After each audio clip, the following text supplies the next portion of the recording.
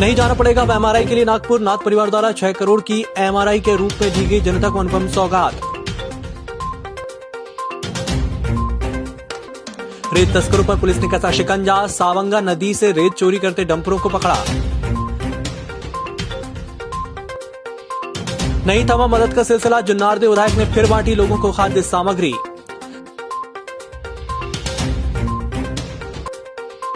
कचरे से पटे नाले, स्वास्थ्य विभाग का दावा, हो गई नालों की सफाई।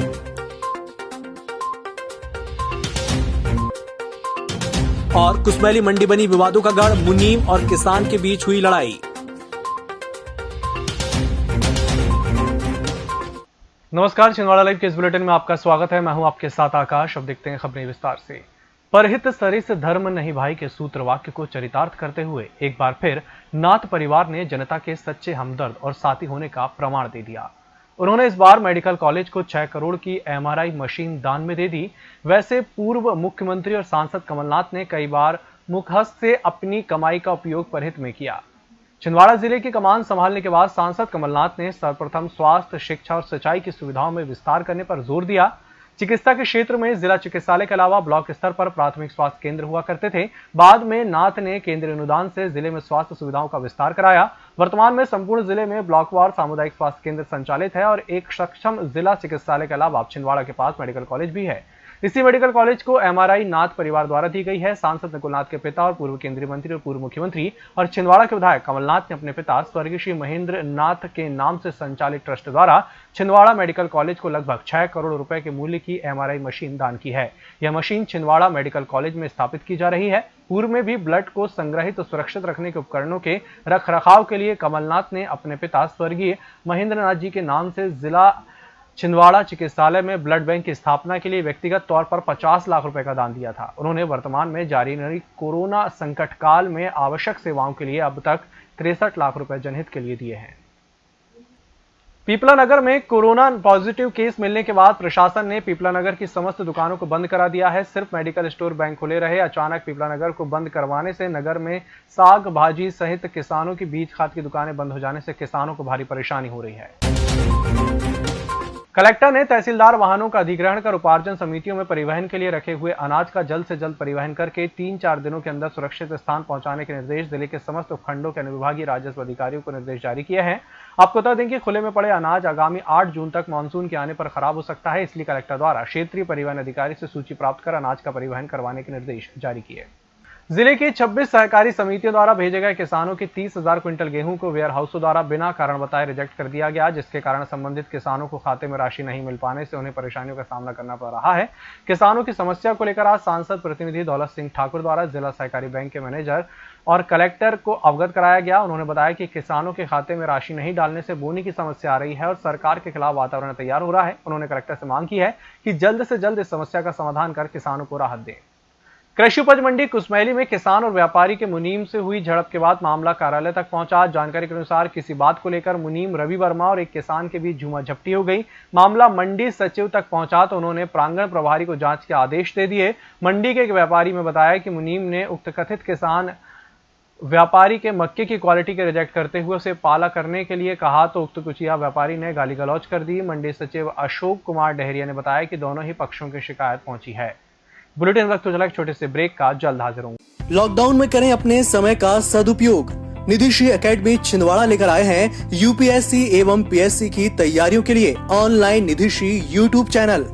हम लोगों ने एक यूट्यूब चैनल शुरू किया है निधिश्री एकेडमी के नाम से, जिसमें मध्य प्रदेश पीएससी के सारे टॉपिक के वीडियोस बनाए गए हैं। ये वीडियोस आप देख सकते हैं, समझ सकते हैं और अगर आपको किसी भी किस्म का डाउट या मार्गदर्शन की जरूरत पड़ती है तो आप कमेंट सेक्शन में लिख सकते हैं। लॉकडाउन के बाद हमारी रेगुलर क्लासेस शुरू हो जाएंगी, तब तक आपकी पढ़ाई में कोई रुकावट ना आए, इसलिए आप यूट्यूब का सहारा लेके निधिश्री एकेडमी के चैनल को देख सकते हैं। ब्रेक के बाद एक बार फिर से आपका स्वागत है और बढ़ते हैं अगली खबर की ओर। मानसून ने दस्तक दे दी है कि कभी भी बारिश का दौर शुरू हो सकता है। ऐसे में शहर के आधा सैकड़ा से अधिक नालों की सफाई होना जरूरी है। यदि नालों में कचरा फंसा तो शहर में जल जमाव की स्थिति बन जाएगी। निगम का दावा है कि उन्होंने शहर के 40 नालों की सफाई कर ली है और 7 नाले शेष रह गए। हालांकि शहर के उस नालों की सफाई अभी तक बची है जहां पिछले साल आए पानी के सैलाब ने एक व्यक्ति की जान ले ली थी। चौहारी नाले की सफाई, उसका मलबा और उसके आसपास की सफाई अब तक नहीं की गई। स्वास्थ्य अधिकारी अनिल मालवी का कहना है कि 7 नालों की सफाई बाकी है, जबकि मौसम विभाग की माने तो 7 जून के आसपास मानसून आ सकता है। बचे हैं 47 नालों में 40 नाले हो गए, 7 नाले बचे हैं जो 2-3 दिन में पूरे हो जाएंगे। और कौन कौन से नाले मतलब बचे हैं? वार्ड नंबर 13 का एक नाला बचा है, वार्ड नंबर चौहरी नाला का आगे कैसा भिंडी मोहल्ला वार्ड नंबर 19 का बचा है, वार्ड नंबर 21 का बचा है, वार्ड नंबर 22 का बचा है। लोधीखेड़ा टीआई मनीष राज भदौरिया द्वारा रेत तस्करों पर लगातार कार्रवाई की जा रही है। बीती रात लोधीखेड़ा पुलिस द्वारा सावंगा नदी से रेत चोरी करते एक डंपर और 2 आरोपी को दुधाला खुर्द के जंगल से पकड़ने में सफलता प्राप्त की गई है। जंगल में आशीष टेकाड़े द्वारा अवैध डंपिंग की जा रही थी। पकड़े गए आरोपी विजयपाल डंपर चालक और डंपर मालिक सादिक द्वारा आशीष टेकाड़े को मदद से ग्राम सावंगा के पास से कन्हान नदी से रेत चोरी किया करते थे। दोनों आरोपी को गिरफ्तार कर न्यायालय भेज दिया गया है। नागपुर जबलपुर हाईवे बंद होने के कारण नागपुर छिंदवाड़ा रोड पर ट्रैफिक बढ़ गया है, जिसके कारण दुर्घटना होने की संभावना बढ़ गई है, जिसको देखते हुए लोधीखेड़ा पुलिस ने शिवालिका कंपनी की मदद और जन सहयोग से ड्रम को सफेद पेंट कराकर रेडियम लगाकर यातायात व्यवस्था के लिए बोरगांव में रख दिया है।